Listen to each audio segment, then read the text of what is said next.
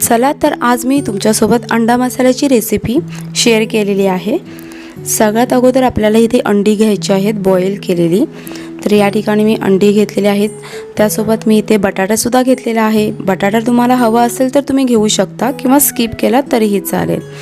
आता मी इथे आलं आणि लसूण हे बारीक ठेचून घेते आहे। त्याचसोबत कांदे घेतलेले आहेत 2 कांदे सुद्धा आपल्याला बारीक करून घ्यायचे आहेत। तर या ठिकाणी मी चॉपरचा वापर केलेला आहे, त्यामध्ये छान असा कांदा बारीक होतो।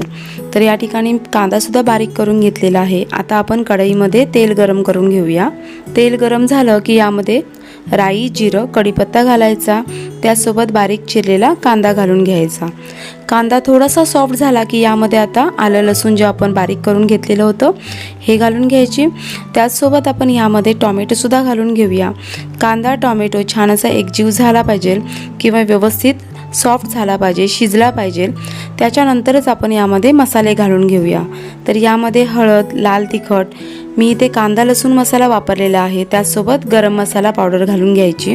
व्यवस्थित याला मिक्स करून घ्यायचं। आता यामध्ये ग्रेव्ही शिजेल इतपतच आपल्याला पाणी घालून घ्यायचं। झाकण ठेवून आपल्याला ही ग्रेव्ही आहे व्यवस्थित शिजवून घ्यायची। तर या ठिकाणी ग्रेव्ही शिजल्याच्या नंतर यामध्ये चवीपुरता मीठ घालून घ्यायचं आणि जे आपण अंडी उकडून घेतलेली आहेत याची 2 कापं करून घ्यायची आणि ही अंडी आपल्याला या ग्रेव्हीमध्ये घालून घ्यायची आहेत। त्यासोबत बटाटा सुद्धा मी यामध्ये घातलेला आहे। वरून झाकण ठेवून आपल्याला 5 मिनिटासाठी याला वाफ द्यायची आहे। त्याच्यानंतर सगळ्यात शेवटी आपण यामध्ये कोथिंबीर घालून घेऊया आणि थोडंसं पाणी आहे आपल्याला वरून शिंपडून घ्यायचं आहे, म्हणजे व्यवस्थित मसाल्याची जी ग्रेव्ही आहे ही अंड्याला व्यवस्थित लागते।